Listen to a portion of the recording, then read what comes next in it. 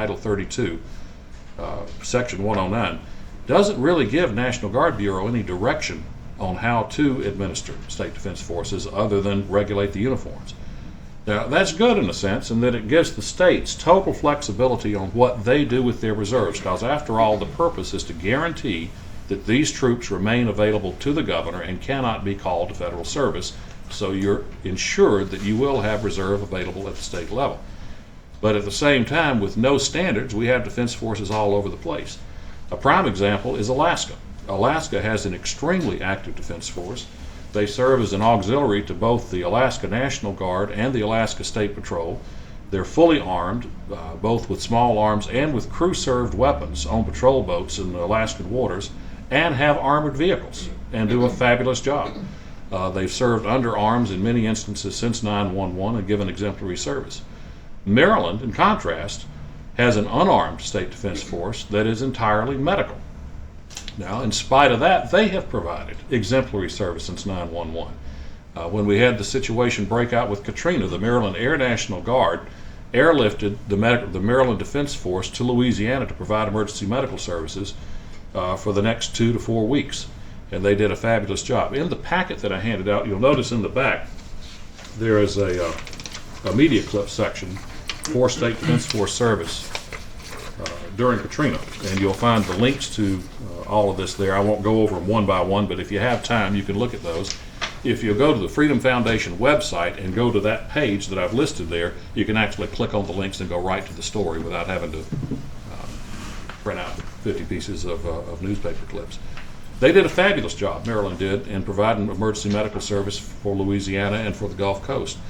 They did such a good job that when they got back to Maryland, their Maryland TAG and governor deployed them to Bosnia to provide, which is the first time in U.S. history that a defense force has ever been deployed out of the country. Now, it was done on a voluntary basis. The governor volunteered to send his defense force there.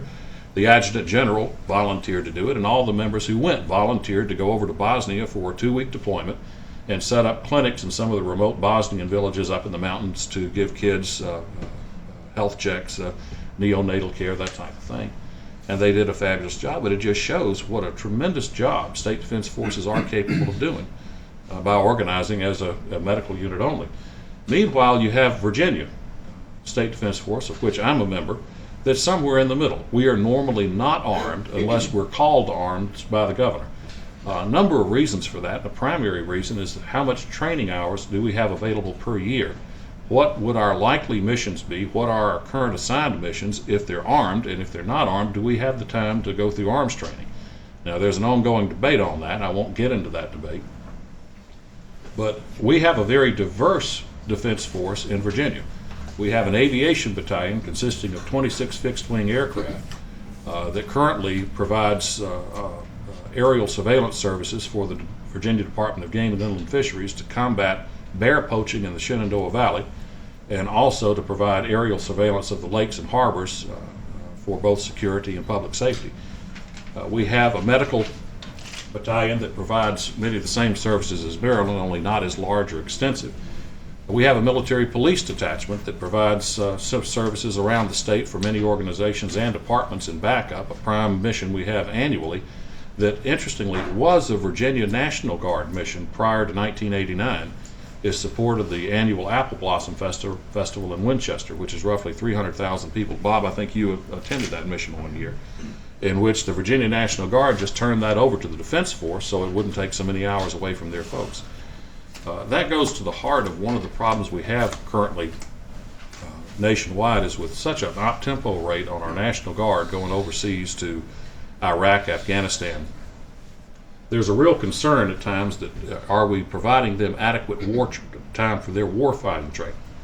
And with the defense forces, can we take some of that load off, let them go back to warfighting training, and have the defense force trained for civil support missions? One of our main assigned missions in Virginia is the lane reversal mission for I-66 in the event a Category 4 or 5 hurricane struck the Tidewater area. Now, this is a prime example of what state defense forces can do. We have the troops assigned to that mission, that train for that mission, that are equipped for that mission, that are guaranteed that those troops will be in state and available if that mission occurs. Prior to us having that mission, we, of course, the National Guard, are perfectly capable of doing the mission, but are the troops that are assigned and have actually gone through those operational planning, are they going to be here if that hurricane hits? Or maybe that's their turn to be in Afghanistan, or their turn to be in Iraq. It guarantees that we have the trained, equipped personnel in state to handle that mission regardless of the deployment of our National Guard. As I mentioned, many of the states are pretty much all over the board in terms of their capabilities. Now, it's great to have the flexibility. The state should have the flexibility. But at the same time, how do we know how we can plan to use these forces on a nationwide basis for Homeland Security purposes? One of the first things that U.S. Freedom Foundation did in 2002 when we were founded is we met with Major General Fred Reese, who at the time was the interim chief of National Guard Bureau before General Blum was assigned. And that was one of General Reese's comments. He said, I strongly support the concept of state defense forces. His problem at the time is he said, I have no idea what their capabilities are around the country. I have no idea between one defense force, is it fully active? Are these guys that are ready to go that I could deploy to fill sandbags if I needed? Or are they retirees who meet monthly for coffee at the Armory, that if I sent them out on a mission, they would be the casualties? And he had no idea of knowing that. He said, we need a way of knowing who the people are, what their qualifications are, what their capabilities are, what their equipment is, and their training and their certification. Unfortunately, current congressional law does just not provide that guidance for NGB to set any standards. It's up to the states. So what's obviously needed is something that's very evident in other fields, are voluntary state standards, so that NGB can know that we have states committed to these standards and we know what their qualifications are and we can make those plans. It's frightening in 2002 when we had that meeting. At the time, before General Blum came on board, 92% of the Utah Army National Guard was deployed overseas, which if they had had a major disaster in that state at that time, they quite frankly would have been in a mess, and they had no defense force. Since General Blum has been in place, as all of you know, he implemented the policy that at no point would he deploy more than 50% of a given state's National Guard to ensure that there would be adequate troops there for Homeland Security missions and natural disasters. As we look at the performance during Katrina, Rita, a lot of folks aren't aware, we had over 3,000 State Defense Force troops put on state active duty to respond to Katrina. And that's out of 20,000 nationwide. It was quite a response. They did fantastic service. The Department of Defense recognized the service they did in their report to Congress on state defense forces. And they could have done so much more. One of the, as we all know, the challenges with Katrina is that the response took too long. Well, if we had had our state defense forces back to World War II strength, we would have had another 20,000 troops available on the ground in Louisiana, Mississippi, and Texas at that time to handle that. These would have been local troops that know where the local 7-Eleven is, that know where the armory is, that know where the hospital is. And this is one of the reasons that we need state defense forces. These are folks on the ground right now knowing what they need to be doing. It comes at a fraction of the cost of the National Guard proper.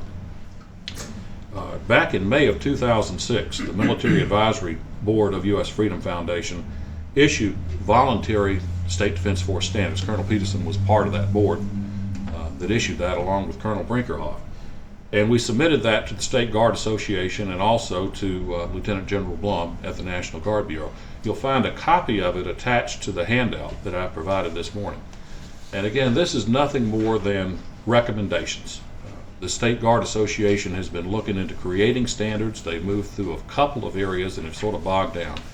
So we submitted a general idea of what standards should look like. There's plenty of room in there for voluntary compliance by the states, for the states to have the flexibility to design their defense force as they would like. But there's also areas there that would provide NGB and the Department of Homeland Security, which has never existed before in the history of state defense forces until now, an idea of understanding what each force is capable of doing.